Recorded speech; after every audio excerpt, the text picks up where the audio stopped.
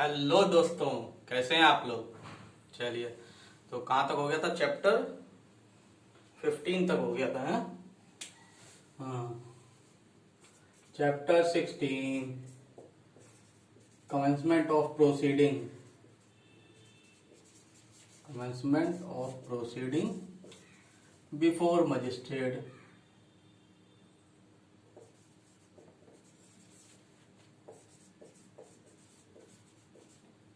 कुछ नहीं लिख रहा हूँ, वही लिख रहा हूँ जो चैप्टर की हेडिंग है। ठीक है, क्या बोलता है? यही बोलता है कि भैया कमेंसमेंट ऑफ प्रोसीडिंग चालू हो गई है कि नहीं। क्या था? चैप्टर 12, 13, 14। चैप्टर 14 ये कहता था क्या? सेक्शन 190 क्या कहता था कि भैया कॉग्निजेंस, संज्ञान लेना। ठीक, कॉग्निजेंस लिया, संज्ञान ले सकते हैं। मजिस्ट्रेट के पास पावर है कि वो संज्ञान ले सकता है। ठीक, 4 तरीके से। यहाँ पर 2 तरीके से हमें डील करना है। कौन कौन सा? ऑन पीआर, पीआर होगा तो चैप्टर 12 अप्लाई होगा। ठीक, 1000 बार बता चुका हूँ, लेकिन फिर भी ये बहुत इंपॉर्टेंट है। कभी भी पढ़ो तो ये बात तुरंत दिमाग में घूम जाएगी, कौन सा चैप्टर कहाँ अप्लाई हो रहा। संज्ञान वाला चैप्टर कौन सा है? चैप्टर 14। ठीक, on PR, on complaint, complaint होगा तो 15 ही तो है कि नहीं। उसके बाद में चैप्टर 13 बताता है जुरिडिक्शन ऑफ कोर्ट, कौन से कोर्ट की होगी जुरिडिक्शन। ठीक, उसके बाद में 12 हो गया, 13 हो गया, 14 हो गया, 15 हो गया। अब 16 हम लोग देख रहे हैं। ठीक है, क्या होगा? Chapter 16 issue of process. Issue of process. ठीक, इशू ऑफ प्रोसेस क्या है? वही commencement of proceeding before magistrate. अब मजिस्ट्रेट क्या करेगा? जब वो भाई सेटिस्फाई हो गया, जब वो चैप्टर 14 में नहीं, 15 कोई दिक्कत हो रही है।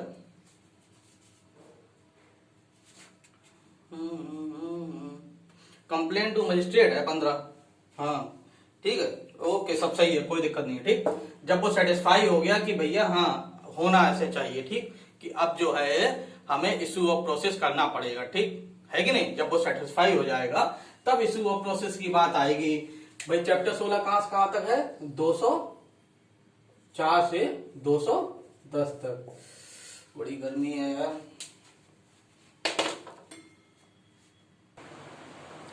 ठीक है, जब मजिस्ट्रेट साहब क्या होंगे, सब जब सेटिस्फाई हो जाएंगे तब वो commencement of proceeding before magistrate चालू करेंगे। ठीक है, ऐसे नहीं कि एकदम जैसे ही कंप्लेंट आई या कुछ भी कंप्लेंट आई और तुरंत ही वो चालू कर दें, या ऑन पुलिस रिपोर्ट, दोनों ही केस में ये अप्लाई होगा। ठीक है, दोनों ही केस में ये प्रोसेस अप्लाई होगी। ठीक, क्या है? इसे बेसिकली 3 पार्ट में बांटा है। ठीक है, सबसे पहला तो इशू ऑफ प्रोसेस। ठीक है, कि कब हमें इशू ऑफ प्रोसेस करना है। इशू ऑफ प्रोसेस क्यों करना है भाई?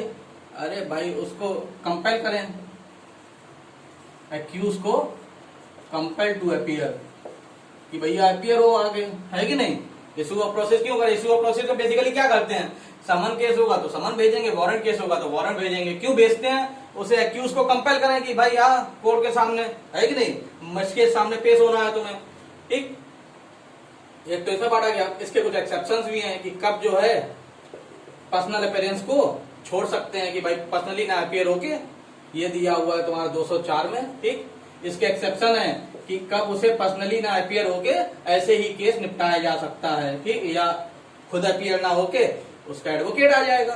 तो 205, 206 में ये बताया कब पर्सनल अपीयरेंस जरूरी नहीं है। ठीक, 205, 206 तो ये general rule issue of process का एक्सेप्शन हो गए। ठीक, 206 एंड 207 क्या बोलता है? ये दोनों बोलते हैं कि भैया डॉक्यूमेंट जो है, supply of document, supply of document to accused. ठीक, डॉक्यूमेंट या एक्सेट्रा कुछ भी है, उसके किसको देना? एक्यूज को। कि भैया जो चीजें हैं, एफआईआर है, सब कॉपी है, ये सब जो है कब जो हमें एक्यूज को देना पड़ेगा। ठीक, और 205, 6 तो यहाँ पर है, 7 और 8 करो ना, ऐसे 7 और 8। ठीक, 209 क्या बोलता है? 209 ये बोलता है कि भैया commencement of proceeding before court of session. कि कोर्ट ऑफ सेशन केस कैसे देखेगा, ठीक। और 210 और है, 210 में ये है कि अगर एक ही केस पे कंप्लेंट भी हुई है और FIR भी हुई है, ठीक है, कंप्लेंट हुई है तो मजिस्ट्रेट साहब इंक्वायरी या ट्रायल कर रहे हैं, और FIR के केस में police officer investigation officer investigation कर रहा है, ठीक। तो उस केस में क्या होगा, तो इसको मोटा माटी 3 या 4 पार्ट में उसे बांट लो, ठीक, पूरे चैप्टर को। Chapter 16 commencement of proceeding before magistrate, क्या होता है जब मजिस्ट्रेट सेटिस्फाई हो जाता है कि हाँ प्राइमा फेसा ही लग रहा है कि केस में कुछ है, ठीक है, केस में दम है, ठीक। ज्यादा वो नहीं, एकदम वो मेरिट पे नहीं गया कि हाँ क्या फाइनली क्या होगा, या तो फाइनली नहीं, लेकिन प्राइमा फेसा मजिस्ट्रेट साहब को क्या लग रहा है कि हाँ केस में दम है और जो है इश्यू ऑफ प्रोसेस कर सकते हैं, ठीक है। ऐसे ही इश्यू ऑफ प्रोसेस बर्बाद नहीं जाएगी, कुछ ना कुछ तो कंक्लूजन निकल के आएगा ही, ठीक। और ज्यादातर चांसेस यही होंगे कि एक्यूज जो है उसके अगेंस्ट में एविडेंस अवेलेबल है, तभी वो इश्यू ऑफ प्रोसेस करते हैं, ठीक। चलिए अब डिटेल में पढ़ते हैं, क्या भैया कहाँ गया, समझ में आ रहा है कि नहीं आ रहा है? समझ में ना आया करे कमेंट करके बताया करें। अभी तक इतना मतलब क्या बताऊं लेक्चर रिकॉर्ड करने में कितनी मेहनत लगती है, ठीक है, रिकॉर्ड करने में, और इससे ऐसा कोई ऐसा नहीं कि हमें बहुत ज्यादा आउटपुट भी मिल रहा है, ठीक है। क्या फायदा मिलता है, बस आप लोग के कमेंट देख लेता हूँ, खुश हो जाता हूँ, और क्या चाहिए मुझे, ज्यादा कुछ चाहिए भी नहीं आपसे, ठीक है। कोई ऐसा नहीं है कि हमें फीस चाहिए, ठीक। लेकिन बस ये है कि जब YouTube स्टूडियो जब मैं चेक करता हूँ ना कि 60% लोगों ने जो व्यूअर्स हैं चैनल सब्सक्राइब तक नहीं किया है कि नहीं, तो फिर थोड़ा खराब लगता है कि छोड़ो यार कौन रिकॉर्ड करेगा। लेकिन फिर भी मैं सोचता हूँ चलो जो कुछ लोग देख रहे हैं फिर उनके साथ जस्टिस नहीं होगा ना। अब जो डिपेंडेंट हैं, जो हम पे ही मतलब जिन्हें मेरे लेक्चर अच्छे लगते हैं या मेरा ही समझाया हुआ समझ में आता है, मुझे तो उनके लिए रिकॉर्ड करना पड़ता है कि नहीं। अब जो चैनल सब्सक्राइब ही नहीं कर रहा, 60% लोग सब्सक्राइब नहीं किए हैं, अरे भाई सब्सक्राइब करो यार, समझे नहीं। ऐसे नहीं हो जाता कि मैं ऐसे ही आपको पढ़ाने आ गया, समझे नहीं। कौन से चैनल सब्सक्राइब करते हैं लोग जिसमें ये लिखा हो कि 2 घंटे में पूरी CRPC, 1 घंटे में पूरी CRPC कंप्लीट, समझे कि नहीं। 1 घंटे में पूरी CRPC समझ ले 1 घंटे में तो कभी उन्हें समझ में आया था जो वीडियो डाल रहे थे, ठीक है। हजारों घंटे, कम से कम हजारों घंटे लग जाते हैं कॉन्सेप्ट क्लियर करने में, हजारों नहीं तो 500 घंटे की तो मेहनत होगी ही होगी, है कि नहीं। आधे घंटे में आके यहाँ पर पूरा अगर समझा पा रहे हैं तो ऐसा नहीं है कि आधे घंटे हम ही ने पढ़ा हो, वरना अरे मैं तो जब कम से कम आप भी ऐसा नहीं मान के चलिए कि मैंने CRPC एक बार पढ़ा दी बस हो गई उससे, कभी नहीं। मैंने पढ़ाया, उस समय आपको समझ में आया, बहुत अच्छा भी लगेगा, कुछ दिन बाद आप भूल जाएंगे, ठीक है। ये ह्यूमन नेचर है, भूलना ही है, चीजें याद भी होती हैं और आदमी भूलता भी है। ऐसा कोई नहीं कि कोई ना भूलता, कोई कम भूलता है, कोई ज्यादा भूल जाता है, ठीक। क्या करना है, एक बार आपने मान लो मैंने जैसे पढ़ाया पूरा पढ़ डाला आपने, ठीक है, उसको फिर रोज रिवाइज करना है। उसके नोट्स आपने बनाए हो, बिना नोट्स के तो कोई फायदा ही नहीं है, ठीक है। बिना बैरक के कुछ नहीं कर सकते आप। ये सब चीजें तो कहने ही वाली नहीं होती हैं। अगर आप भाई जुडिशरी एस्पिरेंट हैं, अगर आप तैयारी कर रहे हैं तो आप भी जानते हैं कि क्या फर्स्ट स्टेप क्या है। फर्स्ट स्टेप यही है कि आप सिंसियर होकर एकदम पढ़ें, है कि नहीं। मैंने अगर लेक्चर रिकॉर्ड कराया है, मतलब मैंने जो टॉपिक पढ़ाया है, पहली बात तो मैं सब्जेक्ट वाइज पढ़ाता हूँ, कभी टॉपिक नहीं पढ़ाता, ठीक है।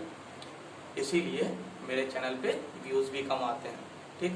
कि आदमी को क्या पढ़ना होता है, मान लो किसी को सिर्फ कंप्लेंट पढ़ना है, आदमी भी जानता है कि आदमी क्या पढ़ना होता है, FIR पढ़ना है, कंप्लेंट पढ़ना है, ये सब चीज़ों पे बहुत वीडियो मिल जाएंगे, ठीक है। राइट ऑफ अरेस्टेड पर्सन है, बहुत वीडियो मिल जाएंगे।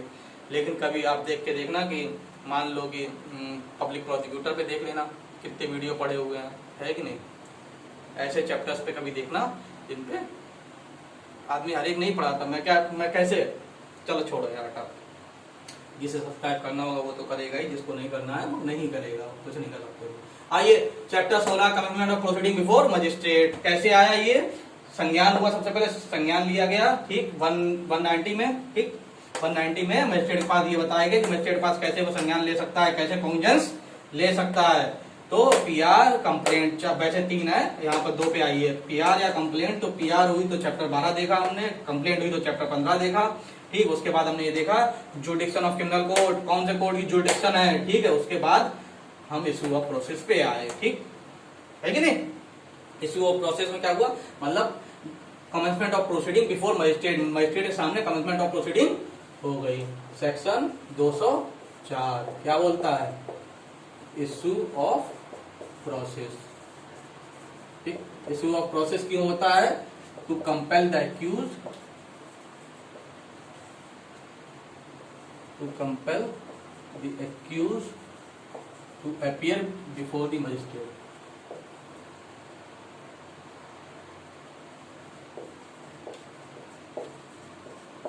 मजिस्ट्रेट के सामने पेश हो। ठीक, इसके लिए क्या करेंगे, इसके लिए मजिस्ट्रेट साहब क्या करेंगे, 2 बातें हैं, या तो समन इशू करेंगे। ठीक है, अगर समन केस होगा समन इशू करेंगे, समन इशू करेंगे in case of summon case. अगर समन केस हुआ, ठीक है, तो समन इशू करेंगे। ठीक, इन केस ऑफ वारंट, अगर वारंट केस हुआ तो समन भी इशू कर सकते हैं और वारंट भी इशू करते हैं, जैसा उन्हें सही लगे। ठीक है, समन भी इशू कर सकते हैं और वारंट भी इशू कर सकते हैं, है कि नहीं? यही तो है। हाँ, ठीक, ये रहा सबसेक्शन 1। सबसेक्शन 2 क्या कहता है, सबसेक्शन 2 क्या कहता है कि भैया इशू ऑफ प्रोसेस नहीं होगा जब तक, इशू ऑफ प्रोसेस नहीं होगा जब तक क्या नहीं हो जाता, लिस्ट ऑफ विटनेसेस सबमिट नहीं हो जाते। ठीक, ये बोलता है। और कुछ है, चलिए पढ़ते हैं आगे क्या दिया होगा उसमें। कमेंट करते रहा करिए। चलिए आइए, commencement of proceeding before magistrate क्या है भाई, section 204 issue of process. Issue of process क्यों होता है, मैंने कितने बार लेक्चरों में बताया होगा, क्योंकि ये इम्पोर्टेंट, बहुत इंपॉर्टेंट सेक्शन है ये, समझे कि नहीं?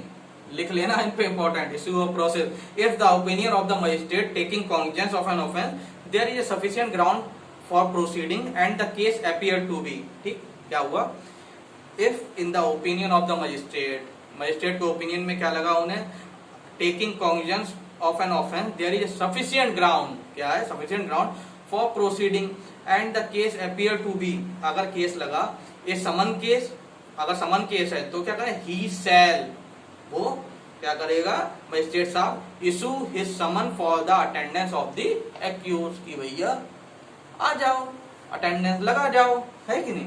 बी क्या बोलता है, ए वारंट केस, अगर वारंट केस हुआ, ही में, समन केस में तो शैल लगा हुआ था कि उन्हें समन भेजना ही भेजना, क्या समन केस में वारंट भेज सकते हैं? नहीं भेज सकते, है कि नहीं?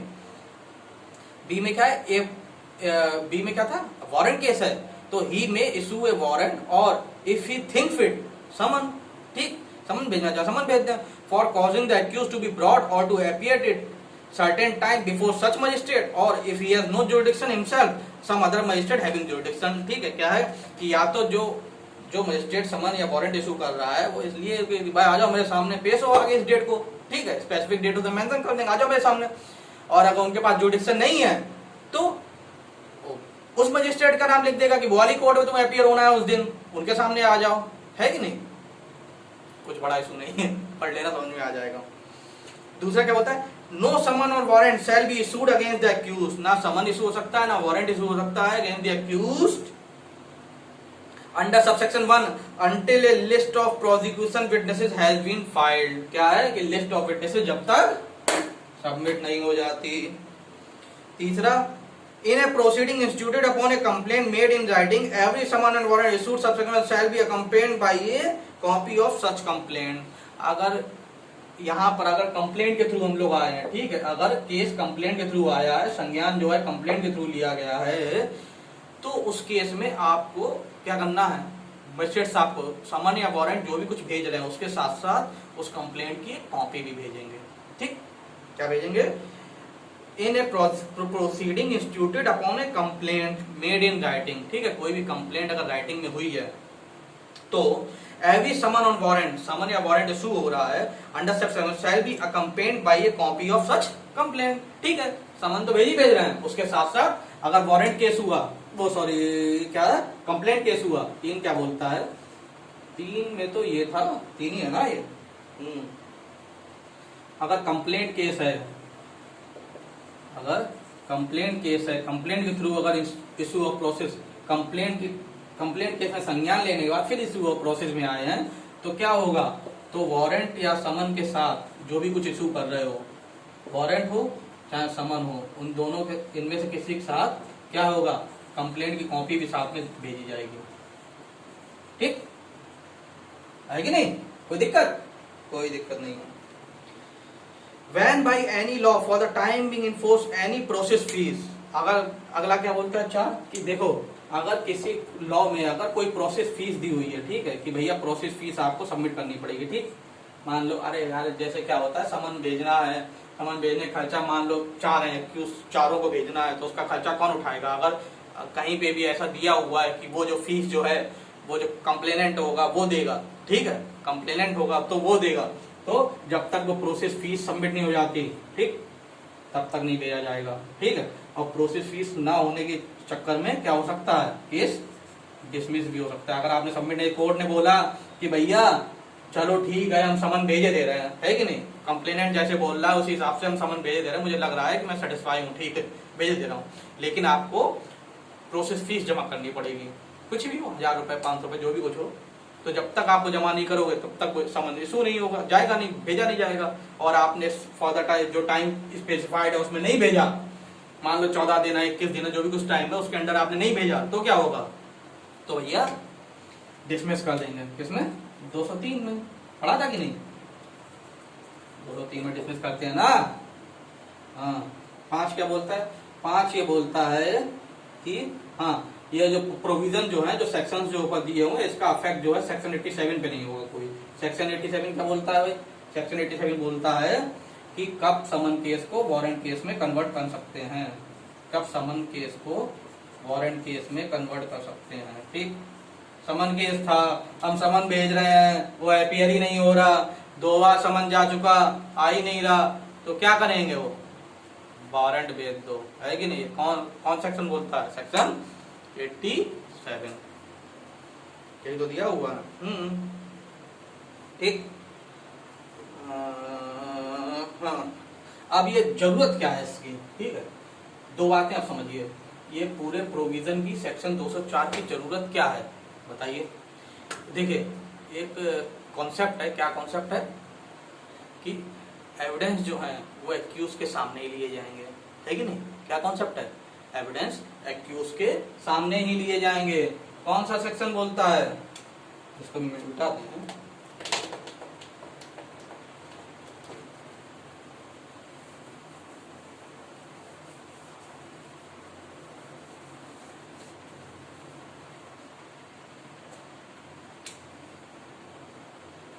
कुछ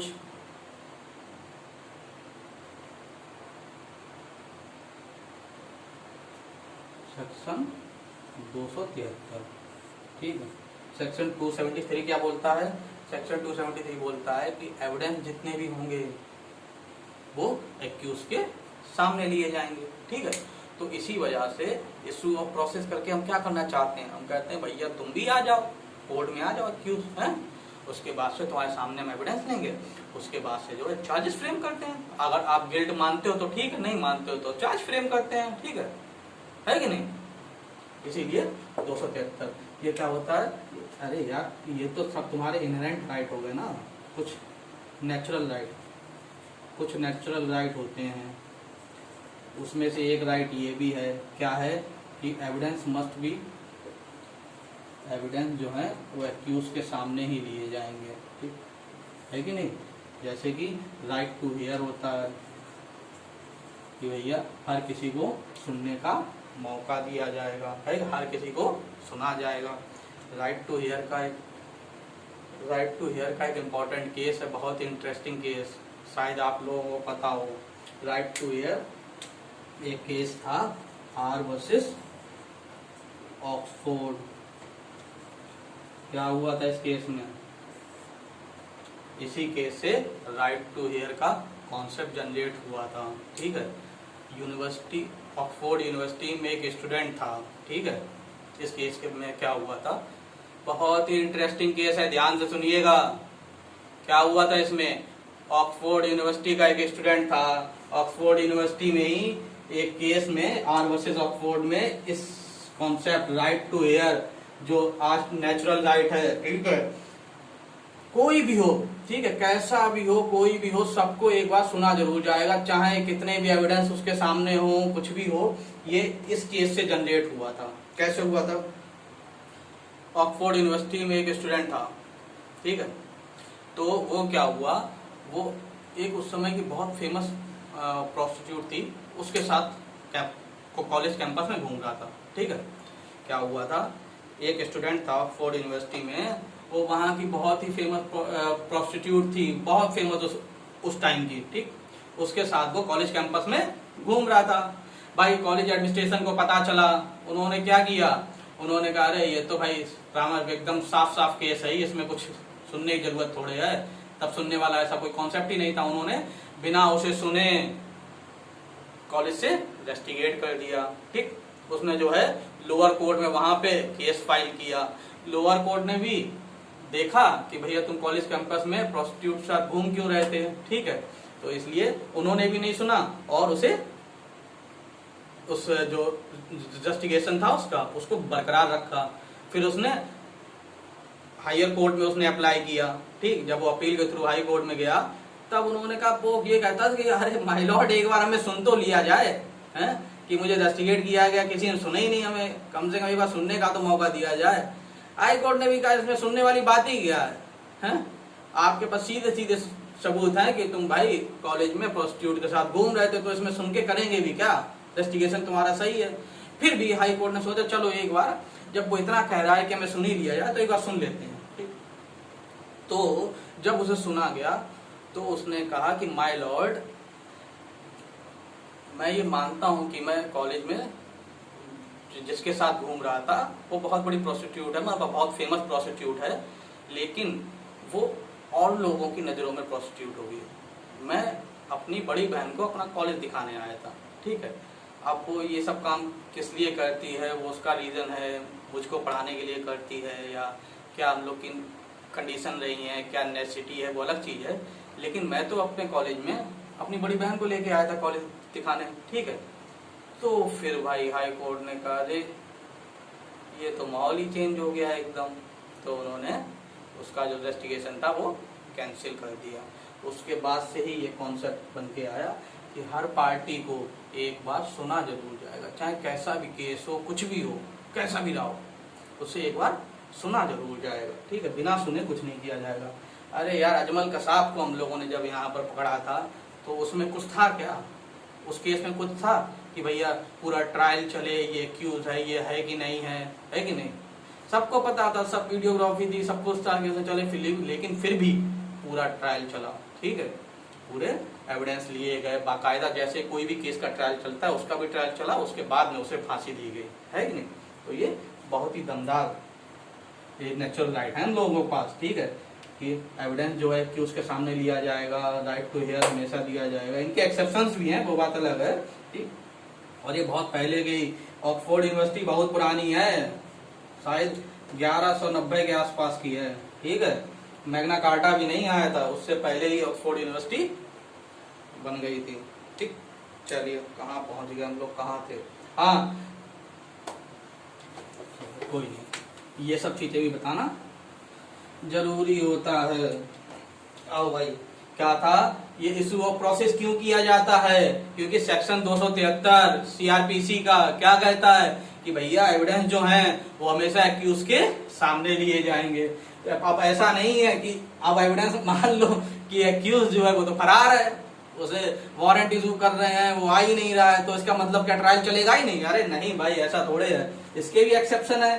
क्या एक्सेप्शन है, अगर वो नहीं आ रहा है तो 299 में हम चालू कर देंगे ट्रायल, है कि नहीं। नहीं आ रहा, हम लिख देंगे कि हमने तो वारंट इशू किया था, वो एपीआर नहीं हो रहा, तो क्या इसका मतलब एविडेंस नहीं लिए जाएंगे, लिए जाएंगे। उसके अलावा क्या है, 317 भी ये बोलता है कि कब जो है हम जो है एक्यूज की एब्सेंस में एविडेंस ले सकते हैं, है कि नहीं। ये सब कुछ सेक्शंस हैं जो इसी से रिलेटेड होते हैं, जिसकी वजह से इशू को प्रोसेस करना बहुत जरूरी है। चलिए जो समझ में आया 204 क्या हुआ इसमें, बहुत इंपॉर्टेंट है, पूछा जाता है ये, ठीक, सही से कर लीजिएगा। क्या होता है इसमें, इशू ऑफ प्रोसेस क्यों किया जाता है कि एक्यूज को कंपल कर सके कि तुम मजिस्ट्रेट सामने पेश हो।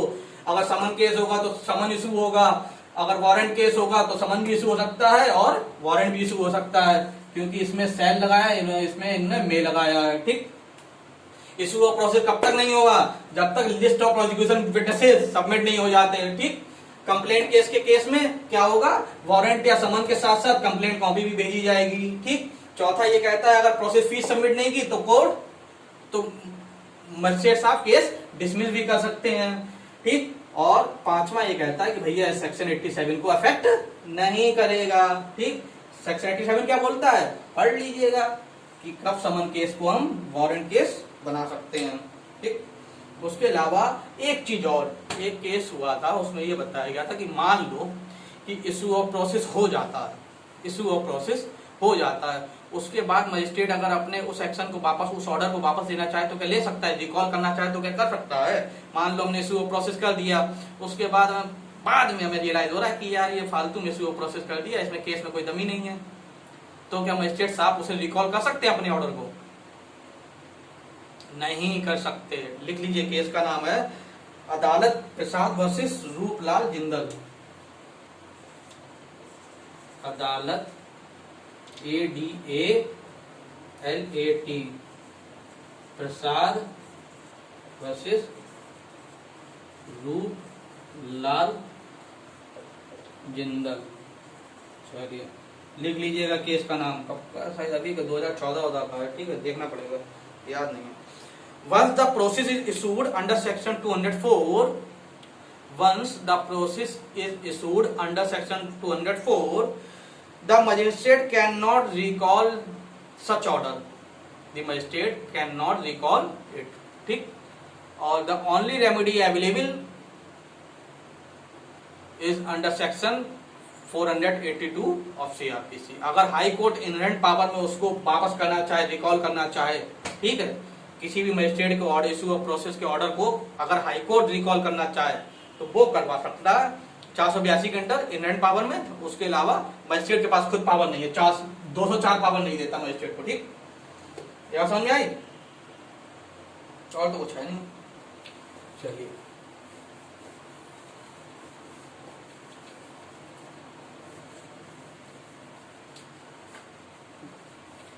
ऑनलाइन लेक्चर में, ये रिकॉर्डेड लेक्चर में बस ये कमी रह जाती है कि क्या स्टूडेंट को समझ में आ रहा है, क्या नहीं आ रहा है। मान लो कोई डाउट है तो वो कैसे क्लियर किए जाए, ये समझ नहीं आता।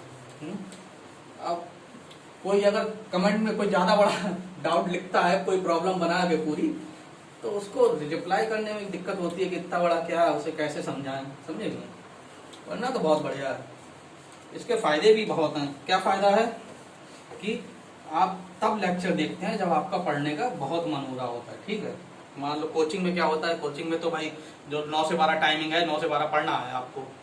अब आपका मन लग रहा है, नहीं लग रहा है, उससे कोई मतलब नहीं है, ठीक है। रिकॉर्डेड यूट्यूब पे क्या होता है, मान लो आपके पास जब टाइम मिला कि अब हम खाली हैं, सारे काम भी निपटा लिए हैं, अब मैं चलो एक लेक्चर पढ़ लेता हूँ। एक टारगेट भी होता है कि यार अब इनके मतलब 1 घंटे का लेक्चर दिया, अब 1 घंटे ये पढ़ लेता हूँ, तो आदमी को ज्यादा समझ में आता है, ठीक है।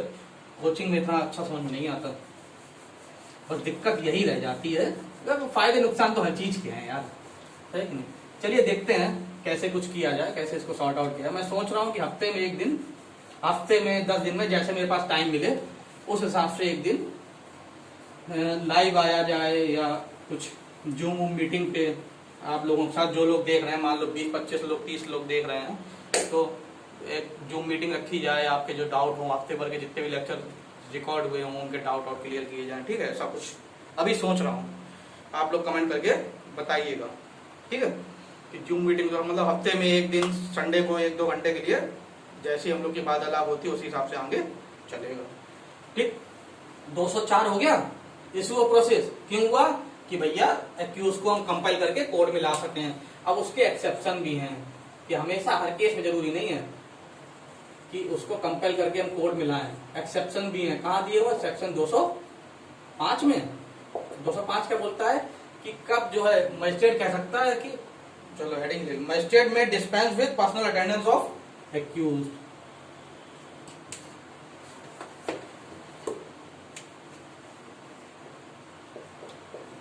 मजिस्ट्रेट में dispense with personal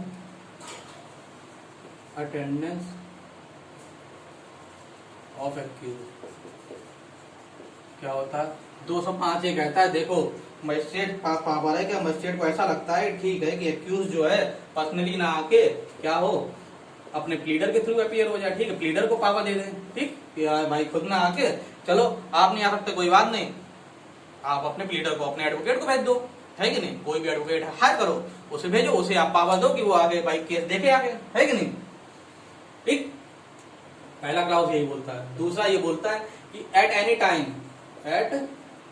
any time magistrate को ऐसा लगता है कि उसकी पर्सनल अटेंडेंस जरूरी है, ठीक है, उसकी पर्सनल अटेंडेंस जरूरी है, तो फिर वो पर्सनल अटेंडेंस करवा सकता है। ठीक, सबसे पहली बात तो 205 ये बोलता है कि किसी भी केस में अगर मजिस्ट्रेट को ऐसा लगता है कि एक्यूज का पर्सनली आना जरूरी नहीं है, तो ठीक है, पर्सनली ना आए, प्लीडर के थ्रू भेज दे, तो मजिस्ट्रेट साहब ऑर्डर दे सकते हैं ये। ठीक, कि या तो वो लिख देंगे ना, या तो आप पर्सनली खुद आए, मान लो समन भेजा, वारंट भेजा, फिर तो अरेस्ट होके आएगा ही, मान लो समन भेजा तो वो क्या कहेगा, तो ये उसमें लिखेंगे या तो आप खुद ही आए पर्सनली या अपने प्लीडर को भेजें। ठीक, समझ में आएगा। दूसरी बात इसमें ये दिया हुआ है कि आप मान लो पहली बार तो उन्होंने मजिस्ट्रेट ने भेज दिया, ठीक है, तुम पर्सनली ना आके प्लीडर को भेज देना। बाद में at any time of the proceeding, कभी भी प्रोसीडिंग में ऐसा लगा कि भाई उसका पर्सनल अटेंडेंस होना जरूरी है, तो वो क्या करेंगे, बुला लो। कैसे बुलाएंगे? जैसे कि भाई दोनों मेथड, क्या, या तो समन इशू करेंगे या वारंट, है कि नहीं, बुला लो, क्या दिक्कत है। चलिए 206 most important pre point of view से बहुत पूछा जाता धड़िल्ले से, समझे कि नहीं, बहुत ही पूछा जाता है। 206 क्या बोलता है?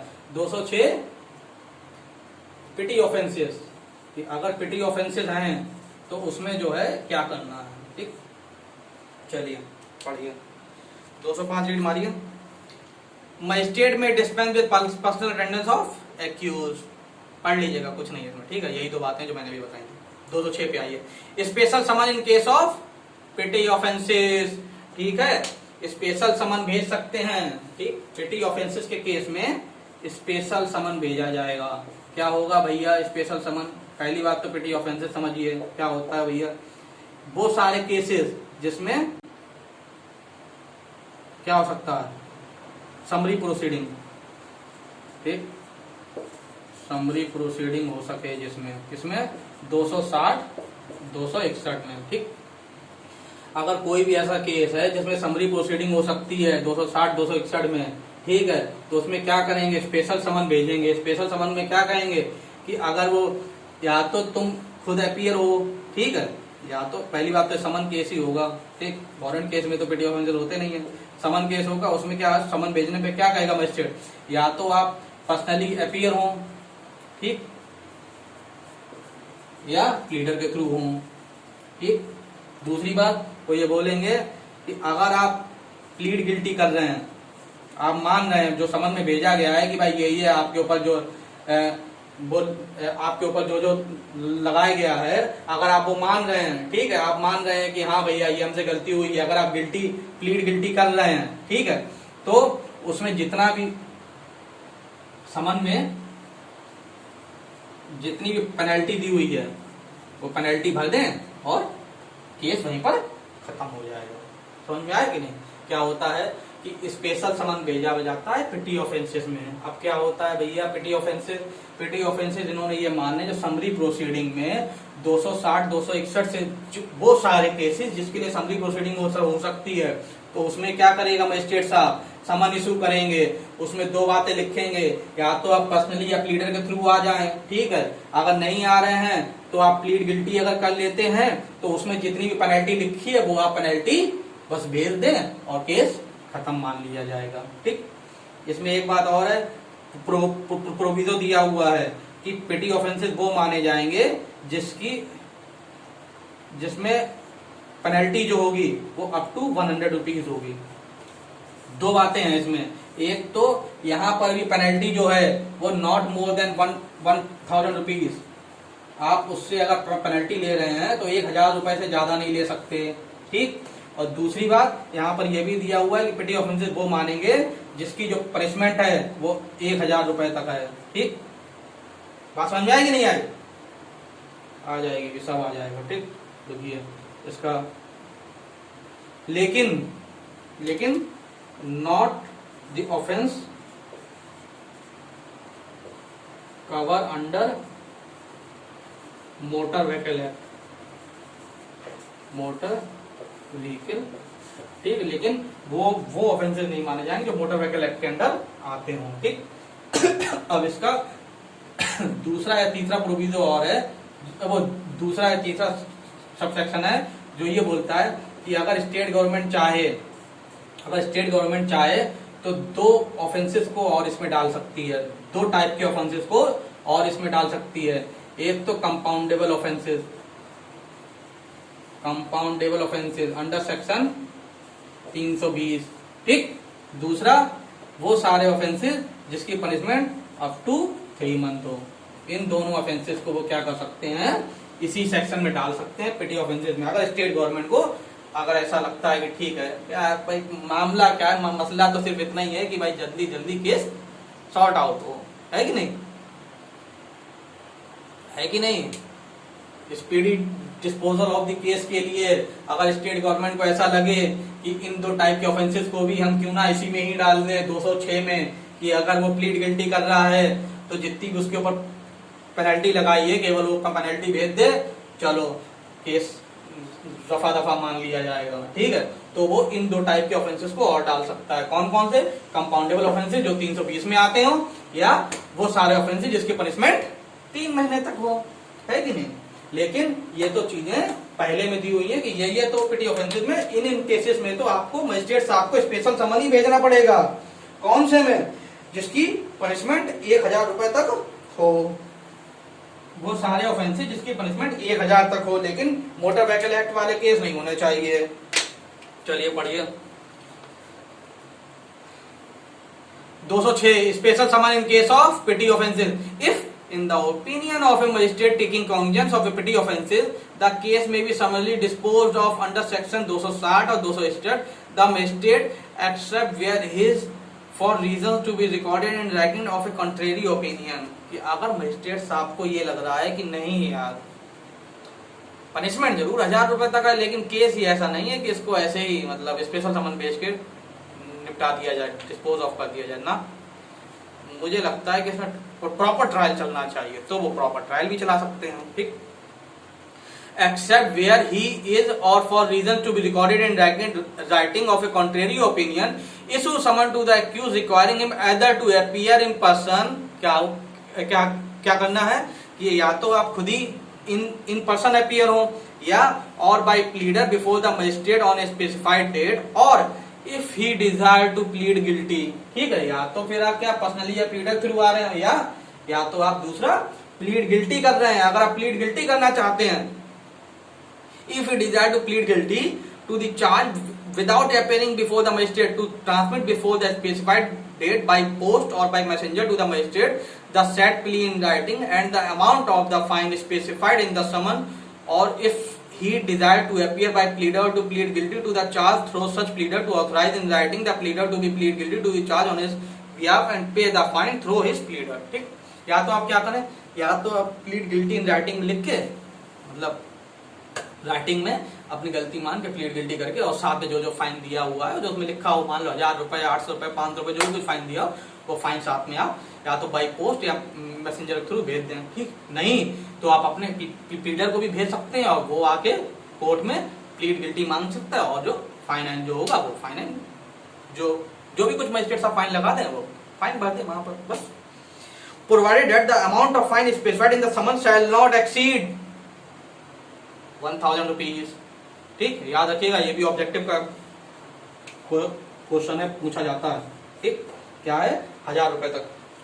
दूसरा, for the purpose of this section petty offences mean any offence punishable only with fine not exceeding 1000 rupees. कौन कौन से ऑफेंसेस माने जाएंगे? वो सारे ऑफेंसेस जिसकी पनिशमेंट 1000 रुपए तक हो। ठीक, but does not include any offence or punishable under the Motor Vehicle Act or any other law which provides for convicting the accused person in a substance or on a plead of guilty। ठीक, कुछ नहीं है यार, समझा तो दिया पूरा, वही चीज दोबारा रीड मारनी पड़ रही है आपके चक्कर में यार।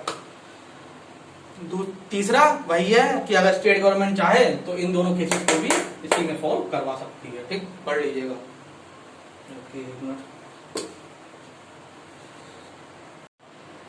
हाँ जी, चलिए आगे के सेक्शन देख लेते हैं। अब क्या होगा, अरे इसको अभी 3 पार्ट में बांटा था हम लोगों ने। पहला, issue of process to compel, ठीक है, जिसमें 204 था, उसके एक्सेप्शन 5 और 6 देख लिए हम लोगों ने। क्या था 5 में कि कब जो है पर्सनल अटेंडेंस के लिए वो मना कर सकता है। ठीक, 205 में कौन, मजिस्ट्रेट साहब, और 206 में स्पेशल समन इन पिटी ऑफेंसेस, अगर वो प्लीड गिल्टी कर रहा है तो ठीक है, मत अपीयर हो। ठीक, हो गया इतना। अब 207 और 8 में इसको क्या करने हैं, एक्यूज को, अरे भैया एक्यूज को डॉक्यूमेंट तो दो, ठीक है, उसे भी तो अपना केस तैयार करना है। अब आपने तो इसको प्रोसेस करके उसे बुला लिया कि नहीं, अब वो कैसे केस लड़ेगा अपना? अब उन्हें भी कॉपी दो भाई, FIR की कॉपी दो, कोई अगर स्टेटमेंट नोट हुआ है या कन्फेशन हुआ है उसकी कॉपी दो, है कि नहीं, ये सब देना पड़ेगा भाई। चलिए 207, चलिए क्या बोलता है भाई, supply to the copy of accused, supply to the accused copy of police report and other document. Supply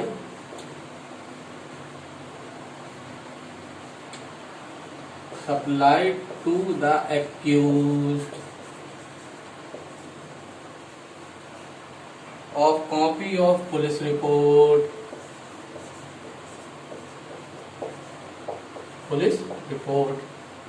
और and other document। चलो भैया क्या बोलता है ये। अब आप उसे कंपेल करके बुला तो ले रहे हैं, अब उसे केस तैयार भी तो करना पड़ेगा अपना।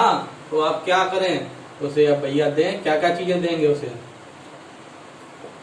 कि अगर पुलिस रिपोर्ट है, ठीक, तो वो जो 173 में जो सबमिट हुई है, और अगर कॉपी ऑफ FIR की कॉपी, इन्फॉर्मेंट को कहाँ पे मिल जाती है FIR की copy? Free of cost, comment करके बताइएगा। फ्री ऑफ कॉस्ट इन्फॉर्मेंट को FIR की कॉपी दी जाएगी, कहाँ पे दिया हुआ है, कमेंट करके बताइएगा ध्यान से। चलिए, कोई भी statement and confession FEWSIUL under section 164, ठीक है, या कोई भी स्टेटमेंट रिकॉर्डेड अंडर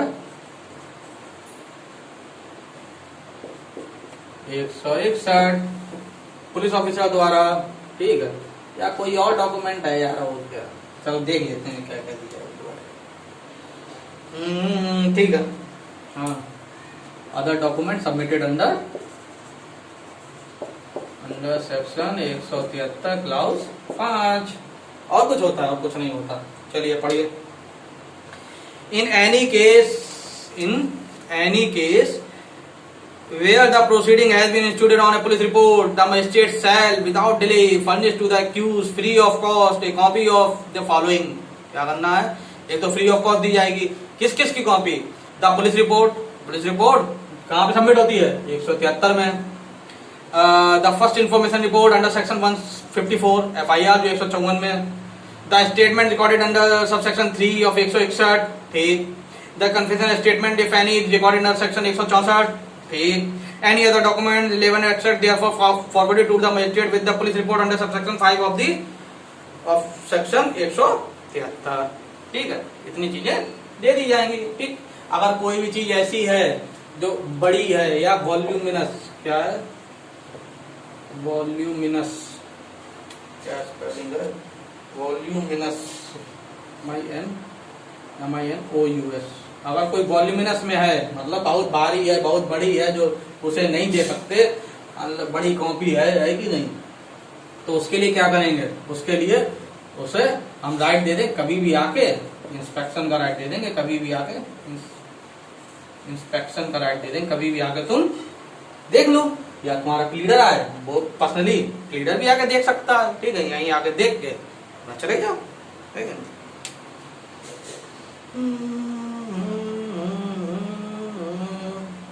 और कुछ नहीं इसमें। ठीक है, बस एक बात और है कि ये बहुत ही इंपॉर्टेंट सेक्शन है 207। ठीक है, अगर एक्यूज को भाई साहब यही नहीं पता है कि किस लिए हमें बुलाया जा रहा है, ये मालूम कैसे पड़ेगा, एक्यूज को कैसे मालूम पड़ेगा, जब वो भैया ये सब रिपोर्टें देखेगा, पुलिस रिपोर्ट देखेगा, क्या पुलिस ने मेरे खिलाफ फाइल किया है, FIR की कॉपी देखेगा, स्टेटमेंट एंड कन्फेशन देखेगा सबके। ठीक है, तभी तो उसे पता चलेगा कि क्या केस मेरे अगेंस्ट में तैयार हो रहा है, तभी तो वो तैयारी करके आ पाएगा, तभी तो वो मतलब वो क्या उसका एडवोकेट है, तभी तो वो तैयारी करके आ पाएगा। जैसे ही ट्रायल चालू होगा ना, हाँ 238, जैसे ही ट्रायल चालू होता है, ट्रायल तो उसमें एक ये शायद ट्रायल ऑफ वारंट केस, हाँ ट्रायल ऑफ वारंट केस में एक जैसे ही चालू होगा तो 238 में सबसे पहले यही एक्यूज मजिस्ट्रेट साहब को चेक करना पड़ेगा क्या 207 को कंप्लाई किया गया है कि नहीं, 207 में जो चीजें दी हुई है वो सब चीजें की गई कि नहीं, है कि नहीं, ये उसे कॉपी वॉपी पहुंची कि नहीं, कि ट्रायल चालू हो गया। तो जैसे ही ट्रायल ऑफ वारंट केस 238 जैसे ही होगा, तो 238 से ही चालू हो रहा है ट्रायल ऑफ वारंट केस। ठीक, तो उसे सबसे पहले मजिस्ट्रेट साहब को यही चेक करना पड़ेगा 207 के प्रोविजन को फुलफिल किया कि नहीं किया, उसे कॉपी वॉपी दी कि नहीं, सब कॉपी नहीं कॉपी। ठीक है, सेक्शन 208 में भी ये उसे कॉपी दी जाएगी, कौन से केस में, सप्लाई ऑफ कॉपी और statement document to accused in other cases triable by court of session, other cases triable by court of session. अब क्या हुआ कि उन केसेस की बात कर रहे हैं जो कोर्ट ऑफ सेशन द्वारा ट्राई किए जाएंगे, तो उसमें क्या करना है, इसमें इन्होंने सेक्शन 200 की रिपोर्ट सबमिट करनी पड़ेगी। 200 में क्या किया इन्होंने, 202 में क्या किया। ठीक है, कि भैया जो विटनेसेस के जो ओथ पे सब लेना था और जो कंप्लेनेंट को जो एग्जामिन करना था वो सब कर लिया कि नहीं कर लिया। 202 में क्या इशू ऑफ प्रोसेस जो अगर की कि नहीं की, ठीक है, postponement of issue of process की कि नहीं की 202 में। ठीक, उसके अलावा ये उसके अलावा क्या है, हाँ 161, 164, 161 में अगर कुछ स्टेटमेंट नोट हुए तो वो, 164 में अगर कन्फेशन या स्टेटमेंट कुछ भी हुआ है तो वो, और अदर डॉक्यूमेंट जो मजिस्ट्रेट साहब ने जिसकी मजिस्ट्रेट साहब अदर डॉक्यूमेंट जो मजिस्ट्रेट साहब रिलाई करके और जो कोर्ट ऑफ सेशन को केस भेजने वाले हैं उस चीज के लिए। ठीक, यही है, कुछ नहीं है, उन्हें पढ़ लीजिएगा, कोई दिक्कत नहीं आएगी। आएगी दिक्कत तुरंत कमेंट करके बताया करिए, ठीक है, ऐसे मेरी मेहनत को बेकार मत जाने दीजिएगा। कोई भी दिक्कत हो तुरंत बताइएगा कि सब विशाल भैया ये बात समझ में नहीं आई। चलिए 209 commitment of case to court of session when offence is triable exclusive by it. ठीक, अब 209 क्या बोलता है, देखो अगर आप लोग को ध्यान होगा 193 था sir, yes, cognizance of offences bye court of session क्या बोलता है 193, सेक्शन 193 क्या बोलता है कि कभी कोर्ट ऑफ सेशन कभी ओरिजिनल जो कोर्ट नहीं हो सकती। ठीक है, ओरिजिनल कोर्ट का मतलब कि सबसे पहले केस ये नहीं कि सीधे ट्रायल यहीं से चालू हो जाएगा, हमेशा कमिटमेंट करके 209 में इसके पास केस भेजे जाते हैं। ठीक है, मजिस्ट्रेट साहब ही पहले देखते हैं, जब वो देख लेते हैं पूरा केस और फिर उन्हें पता चलता है कि इस केस का जो है ट्रायल हम नहीं कर सकते, कोर्ट ऑफ सेशन करेगी। क्यों, भैया ऑफेंस इतना ज्यादा है उसमें, है कि नहीं, टच पेनल्टी हम थोड़े दे पाएंगे, जेएम फर्स्ट क्लास थोड़े दे पाएगा, समझे कि नहीं, या life imprisonment JM first class थोड़े दे पाएगा। ऐसे केस जब वो जान लेते हैं कि भैया हम नहीं दे सकते, तो फिर क्या होगा, तो 209 में मजिस्ट्रेट साहब को भेजा जाएगा, वो कोर्ट ऑफ सेशन साहब को भेजा जाएगा, है कि नहीं। आज बहुत बड़ा लेक्चर हो गया यार, है कैसे अपलोड हो पाएगा ये। चलो अपलोड तो होगा ही जब रिकॉर्ड हुआ है तो। चलिए जो जल्दी निपटाते हैं, बहुत टाइम हो गया। हाँ भाई 209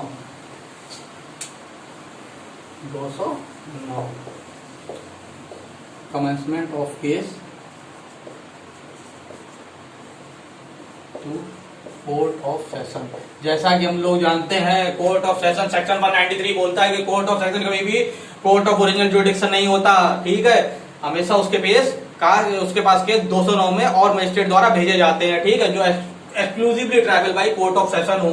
ठीक, कैसे वो डिसाइड करते हैं, केस में पनिशमेंट देख के कौन से उसने ऑफेंस, मतलब एक्यूज जो है कौन से ऑफेंसेस के लिए आया है, कौन से ऑफेंसेस उसके ऊपर हैं, उसी के ग्राउंड पे उन्हें वो समझ जाते हैं कि भैया कोर्ट ऑफ सेशन इसका ट्रायल कर सकती है, हम नहीं कर सकते, है कि नहीं, क्योंकि इसमें पनिशमेंट जो है डेथ होगी या लाइफ इम्प्रिजमेंट होगी या 10 साल से ज्यादा होगी, ठीक है।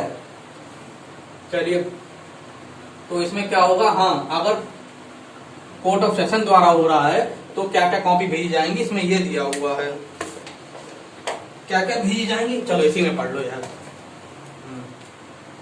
Commencement of a case to court of session where offence is triable exclusively by it when in a case instituted on a police report or otherwise, चाहे PR पे हो चाहे otherwise हो, the accused appear is brought before the magistrate and it appear to the magistrate that the offence is triable exclusively by court of session, he shall, magistrate साहब क्या करेंगे, bound हो जाएंगे, क्या करें कि commit after complying with the provision of 207 208, कि 207 और 208 में जो चीजें दी हुई हैं उससे कॉपी जो भी देनी है वो सब देके उसको कंप्लाई करके फिर उसे एज द केस में be the case to the court of session and the subject to the provision of the court letting to bail remand the accused custody until such commitment has been made. ठीक, अब bell को लेके जो provision होंगे, अगर वो offence bailable है, ठीक है, तो बेल मिलेगी, नहीं है तो उसे रिमांड पे रखा जाएगा। ठीक, subject to the provision of the court letting to the bail remand the accused to custody during or until the conclusion of the trial. ठीक, बेल के प्रोविजन को ध्यान में रखते हुए जब तक उसका ट्रायल कंप्लीट नहीं होता तब तक उसे रिमांड पे रखेंगे।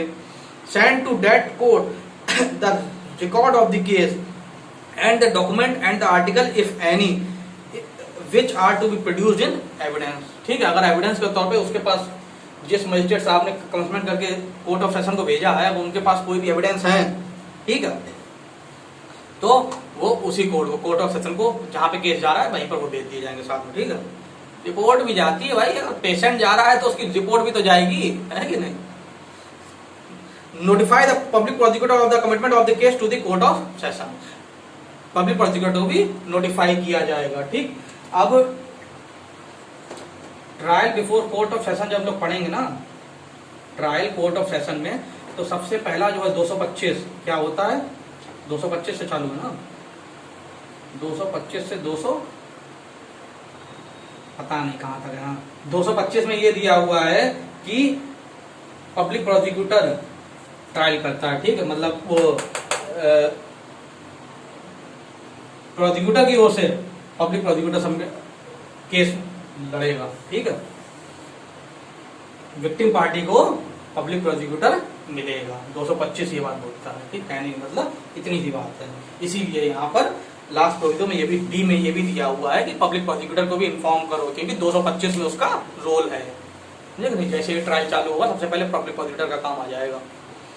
चलिए 210 क्या बोलता है, 210 ये बोलता है कि अगर कोई भी केस है, वो कंप्लेंट केस भी है, ठीक है, उसकी कंप्लेंट भी आई है और प्लस उसकी पुलिस रिपोर्ट भी हो रही है, एफआईआर के थ्रू भी आ रहा है, एफआईआर थ्रू। मान लो कोई कंप्लेंट के थ्रू केस आया, ठीक है, तो मजिस्ट्रेट साहब ने क्या किया, मजिस्ट्रेट साहब ने इंक्वायरी या ट्रायल चालू करवा दिया।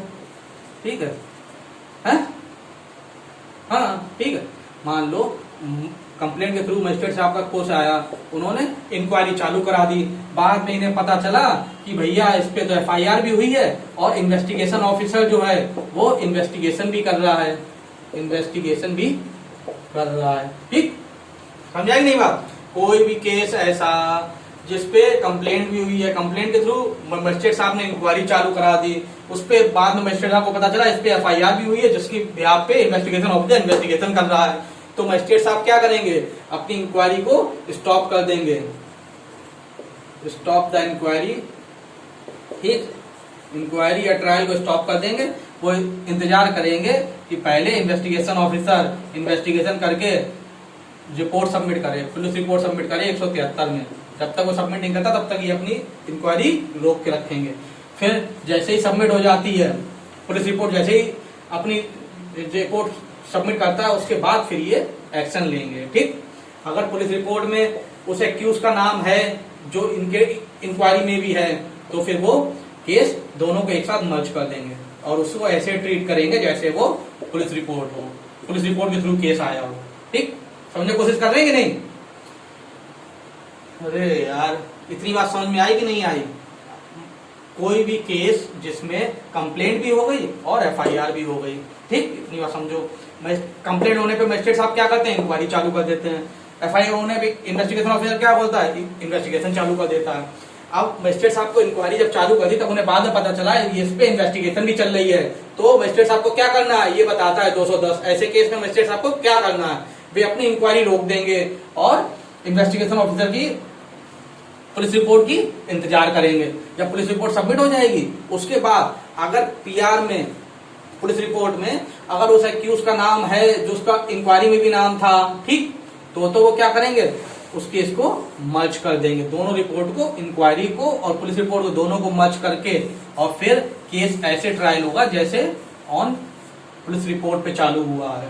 ठीक, दूसरी बात, अगर उसका नाम नहीं है, ठीक है, तो फिर वो दूसरा कर सकते हैं, या तो उसको डिसमिस कर सकते हैं या अपनी इंक्वायरी करवा सकते हैं, दोनों ही काम कर सकते हैं। ठीक, यही बोलता है procedure to be followed when there is a complaint case and police investigation in respect of the same offences. पढ़ लीजिएगा, बहुत आसान है, समझ में आ जाएगा। ठीक है, और अगर सब्सक्राइब नहीं किया है तो सब्सक्राइब कर लें। ठीक है, और आपको अगर ऐसा लगता है कि किसी और को भी इस लेक्चर से फायदा हो सकते हैं, अपने किसी जिगरी दोस्त को अगर शेयर करना चाहें तो उसे भी शेयर कर सकते हैं। ठीक है, वो आपको दुआएं देगा। ठीक, चलिए, ठीक है, थैंक यू।